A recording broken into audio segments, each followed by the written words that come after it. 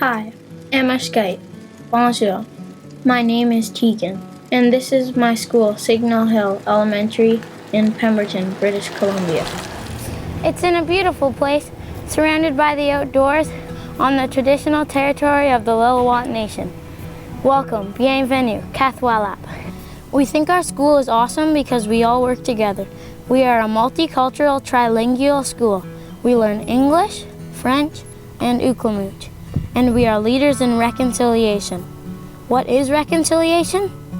To understand this, you'll need to know a bit about Canada's history. My name is Casey, and I'd like to tell you a very important story. 151 years ago, in 1867, the Canadian government told a lie. This lie has impacted an entire culture, traditional life, and a friendship between two worlds. This lie is the residential school story. In 1867, the government began a system of education designed to improve the First Nations people by changing their lives from what they were into what the government wanted them to be. Children were taken from their families, cultures, and traditions and put into harsh institutional conditions. Everything they came with was taken away. They were treated badly because of who they were, not able to speak their language, practice their culture, or talk to their families, or even each other. Here are some of the facts about residential schools. At least 150,000 children were removed from their homes and families and live in residential schools across Canada. Conditions were harsh in the schools.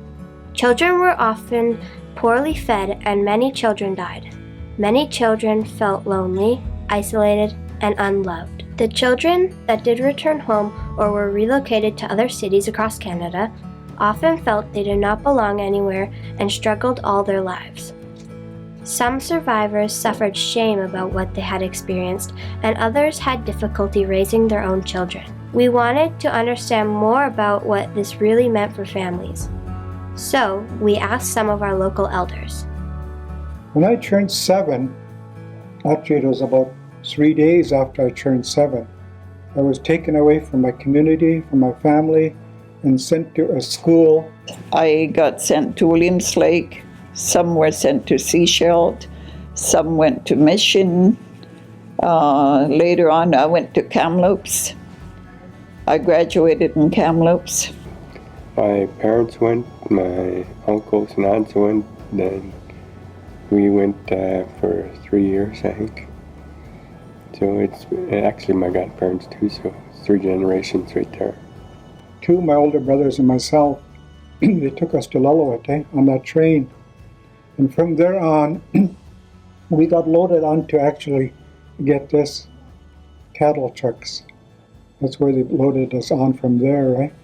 And just a truck full of students were trucked to Kamloops. I thought I was on the other side of the world, you know. I was lucky enough to already know my language and had lived my culture or way of life with the couple that raised me. But for some of the kids that were taken when they were just young, I saw kids there, they were like 4 and 5-year-olds. It was quite tough, I guess is a word, because of the fact that I only knew Uklamish. I didn't know language at all, And we got there. I was okay for a while because of the I'm also Stratton. That's the name of a tribal area, And we all speak the same language in Uklamish. For me, I guess the only thing that really bothered me was before I actually went to residential school, I had long hair. Ma used to braid it for me. She had her own homemade gel that she used to make. She would braid my hair. Before I was sent to boarding school, my hair got chopped right off. And they even used clippers underneath here. And for me, that was really traumatic because I'd always had long hair. I was like ashamed. And that just sounds like a little thing, but at that time it really bothered me. But they tried to take our culture away, And our main part of our culture culture, even today, is our language. And so I started seeing that, and but my parents actually made sure that we came home, like for Christmas and the summer holidays. The minute that we got home, you can imagine, about a dozen people sitting around a dinner table or whatever, and we sat down. I guess we sounded like a different race to my parents, and my father was always at the head of the table, and he said, "Quiet, everybody." He says, "From here on in, you speak Ugamilch again. You can do whatever you're told out there, but you speak Ugamilch." So I never really got to forget the language. A lot of the students did, even today. That's why I'm giving that example, okay? When I look around our community, I see guys still today that are suffering from the impact of their parents who were going to boarding school or residential school and who had been abused, and they in turn became abusers on their own children. And I says, "I don't want to go back," and I said to my parents, and they looked at me and says, "Why not?" And I says, "Well, what I see there," I says, "they're trying to take our culture away. I'm even though you as parents are excellent parents, but a lot of our culture has been taken away from our community." So they said, "Okay, we'll talk it over," meaning the two of them, my mom and dad, and they were also survivors, okay? And so I had 2 sleepless nights. And the night before I was supposed to go back to Kamloops, they took us aside again. And they said, "Okay, this is what we've decided," he says. "And you're going back to Mission, you're going back to Seychelles, you're going back to Keeper Island or whatever." And he says, "Leonard, you can stay." Wow, I almost hit that ceiling, I was so happy. But and he said, "But we want you to know that now you're going to be the oldest of all the siblings that, meaning my brothers and sisters that are younger than me, and probably all of them actually came to school here eventually. And he said, "We're going to work your butt off." And he said, "I don't care. He says, as long as I don't go back, and I'll do whatever." So I was sort of the head of the siblings now, right? The oldest one, like everybody else was sort of going into school again out there.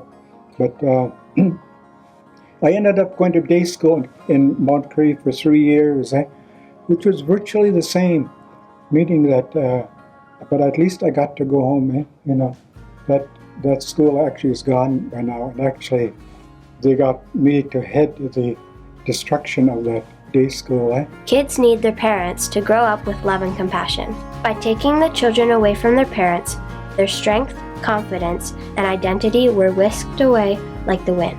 Languages that had existed for hundreds of years were lost. Families could not teach their cultural practices to their children, practices that would bring them together and help them to be proud of who they were. Trust was lost forever. Finally, the last residential school was closed in 1996. Canada has started on a healing journey called reconciliation. We are all on this journey to help restore a good relationship between Canada and its first inhabitants, Aboriginal people. So if you didn't know, now you know. Learning about this chapter in Canada's history, we decided we needed to do whatever we could to help heal the effects of residential schools and help Canada move forward. There are thousands of residential school survivors in Canada. We invited some of them who had children and grandchildren in our school to come to a blanket ceremony. We made blankets for them to show our care and friendship. We learned traditional wool weaving with love and respect so that our blankets could symbolize the soul and life of the Aboriginal culture that was almost lost. That was an awesome event. I was totally surprised when one of my granddaughters came, tapped me on the shoulder and said, "This is for you, Kuka." And she and her friend Rosie came and gave me this blanket. I treasure that blanket. The blanket is very sacred. It's comforting to us as elders when you give a blanket. It's really touching. There's lots of meaning to a blanket. I love my blanket. And I know a lot of the other elders, when they receive theirs, they've probably put theirs away and they're going to treasure it. That's the biggest thing you give to an elder is a blanket. It's a comfort zone kind of thing. It's really sacred to me, that blanket. And I think everybody that received a blanket also treasure their blankets. To see all the work that you students put into making those blankets with Tanina's help.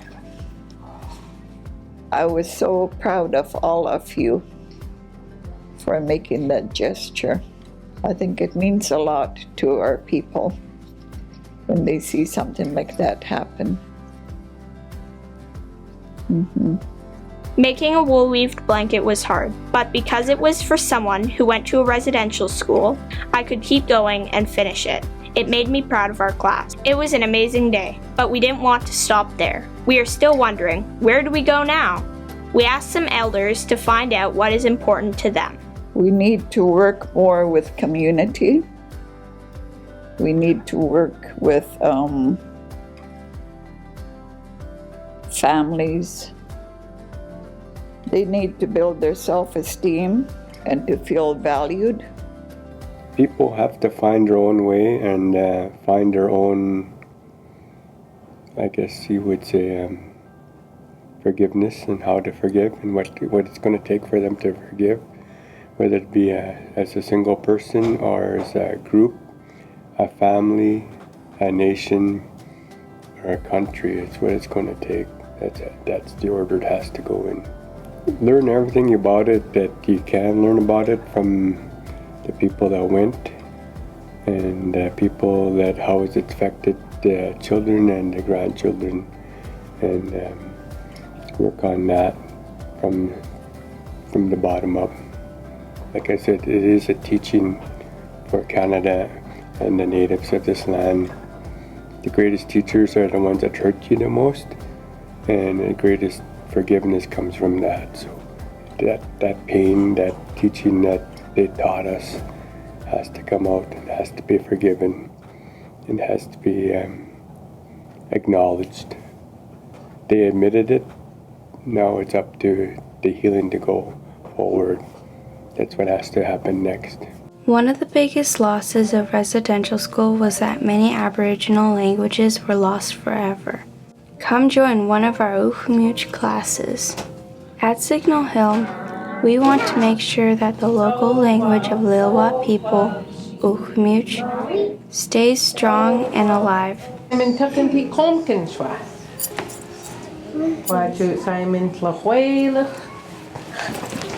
Watch Simon Kahyo. Good job.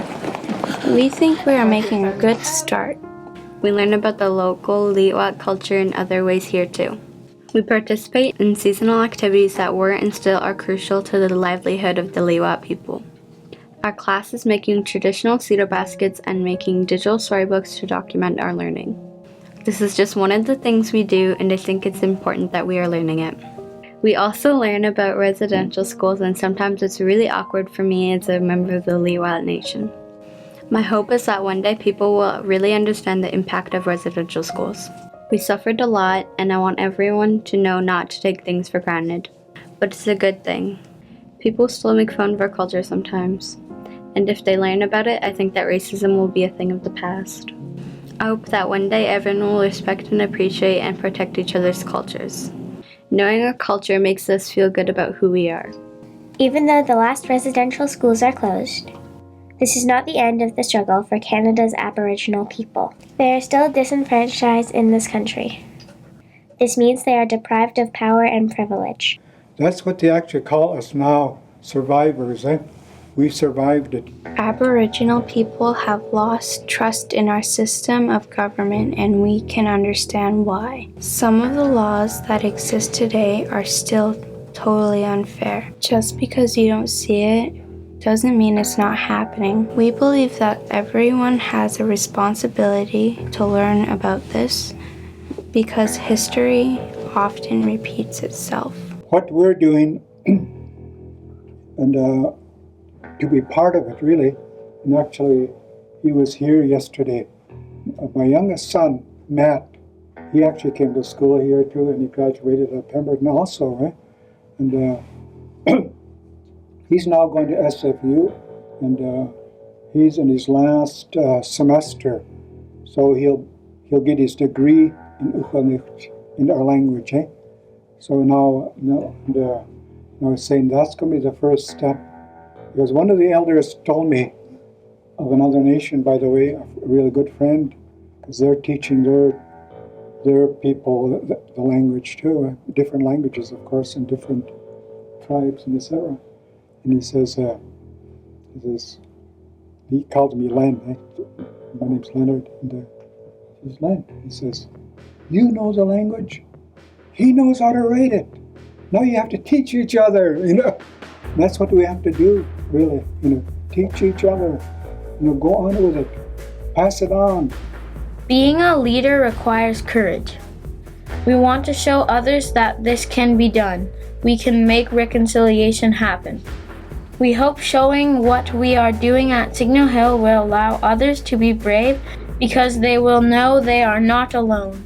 There's resources out there for people to heal, and no matter what kind of healing it comes from, whether it be spiritual, mental, physical, has to come out. There are teachers out there for that to come out, and to bring them into your school, into your community, is a great thing. Find them. We live in a time of information. Information's out there. It's in the air as we speak, so you can find the resources. I am really happy to see that in the schools, that, you know, you are actually doing it, not just thinking about it or talking about it. And, you know, and we're doing the same. I say this to our staff over there. I got my own little office over at Ulish there, our gymnasium. You know, people come in and it says, hey, this is what you can do, you know. And because some of our people and their children and grandchildren are still living residential school, right? And I have to tell them that, hey, you know, change your thinking, change it, you know. If you don't, it's going to beat you. Our work in reconciliation is just getting started. Our next challenge is to inspire other students and schools to join us on this path. We invite you to take your own journey.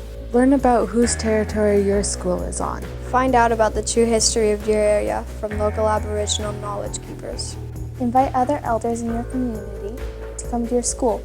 Ask them to share about their knowledge, language, traditions, and stories. Learning an Aboriginal language is a profound way of understanding the culture, land, and history of its people. Reconciliation is everyone's responsibility. Learning about one another will bring your community together.